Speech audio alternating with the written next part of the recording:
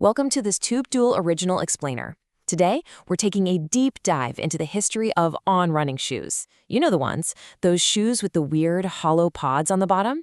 We're going to trace the absolutely meteoric rise of this Swiss footwear brand, literally from its garage beginnings to the global powerhouse it is today. But you know, every great success story usually starts with some serious doubt. Listen to this quote. "It's impossible. Our innovation team would have picked that up a long time ago." That is exactly what industry giants told former Swiss Ironman champion Olivier Barnard when he pitched his early prototype. They took one look at his idea, called it way too simple, completely impossible to scale, and just outright rejected him. Which leads us to a pretty fascinating question. How on earth did glued-on garden hoses become a billion-dollar running empire? Because that's what we're unpacking today. It's the ultimate underdog hero's journey. We're going to tease apart exactly how a seemingly crazy, totally unorthodox idea turned into a global sensation that completely disrupted an entire industry. Okay, let's dive into Section 1, a crazy garden hose idea. So after a 15-year career as an elite pro athlete, founder Olivier Bernhard wasn't looking to just create another standard running shoe. He was chasing a feeling. He wanted to recreate that effortless, free sensation of running he remembered having as a 5-year-old kid. But here's the catch. He didn't have millions in R&D funding or the cash to buy custom factory molds. So he just went to work in what the company still lovingly calls their monster workshop. Because he couldn't afford a proper mold, he actually took an existing traditional shoe sole, cut up pieces of a literal garden hose, and glued them directly to the bottom. They called it the Frankenstein prototype. And yeah, it was incredibly ugly, but the feeling it produced, undeniably magic. Which brings us to Section 2, the science of CloudTec.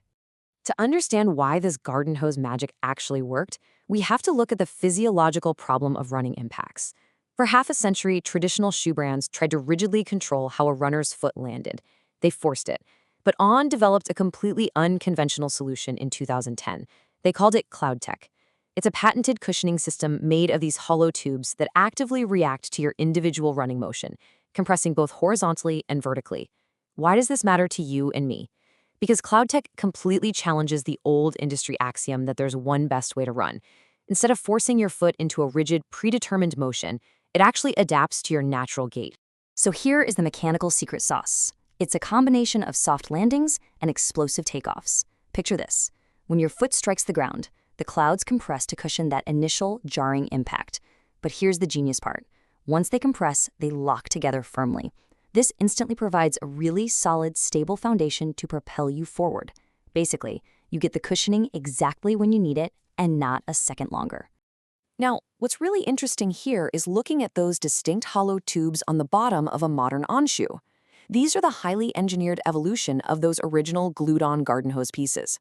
By blending advanced materials with crafted geometry, they proved that the best engineering isn't just something you see, it's something you literally feel with every step. Moving right along to Section 3, building a champion roster. Having a great idea in a workshop is one thing, right? But to survive against the corporate giants, On had to prove their tech worked on the world stage. Let's rapidly walk through this timeline because the momentum they built is just staggering. Founded in Zurich in 2010, just 2 years later, in 2012, Swiss triathlete Nicola Sprigg wins Olympic gold wearing their Cloudracer shoe. No way. Fast forward to 2019, and tennis royalty Roger Federer doesn't just wear the shoes, he joins the company as a true partner and co-designer. And by 2024, they're launching the high-performance Cloudboom Strike, specifically for the Paris Olympics. But attracting that kind of top-tier talent isn't just about handing out free gear. Look at what they do with the On Athletics Club, or OAC.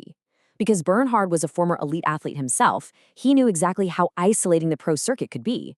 So On treats their athletes holistically. They don't just slap a logo on their chest and write a check, they support their entire life. We're talking tax preparation assistance, health insurance, mental training, and, crucially, a direct product feedback loop where the athletes are actually in the room helping engineer the shoes. This philosophy thrives globally with a really diverse mix of OAC athletes training everywhere from the rugged trails of the Swiss Alps to gritty city streets. On's desire is to give every single athlete a face and a story. They aren't just treating them like a number on a spreadsheet to drive sales. They're all about genuinely igniting the human spirit through movement. All right, let's head into our final chapter, Section 4, Sustainability and Beyond. So, once you have a fire burning that brightly in professional sports, how do you scale it into everyday daily life? Well, this expansion into the urban lifestyle space was actually driven directly by the fans.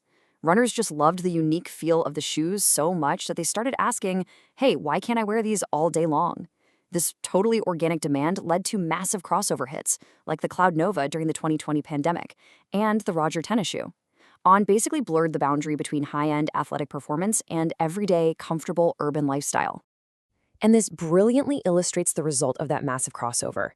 $2 billion. That's right, that was On's staggering revenue just 2 years after their IPO. Talk about a massive milestone.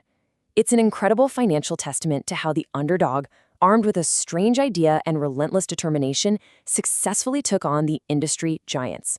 But look, with massive scale comes massive responsibility, and On is taking some really bold steps to keep their shoes out of landfills. They are aiming to be a lighthouse brand for sustainability. For example, their Cloudsurfer model, it uses 85% recycled polyester. Their Clean Cloud technology literally creates outsoles made from captured carbon emissions. I mean, how cool is that? And they even created the Cyclone, a fully circular recyclable shoe model that you subscribe to, return when you're done, and they shred it to reuse the materials. They're proving once and for all that high-performance gear can absolutely be eco-friendly. I want to leave you with a provocative question to chew on today. If a glued-on garden hose can literally change the running world, what's stopping you from taking your own impossible leap? The history of On isn't just about sneakers. It's a powerful reminder that the best innovations often start by simply ignoring the people who tell you it's impossible. Thank you so much for joining me on this explainer. Keep moving, keep dreaming, and I'll catch you next time.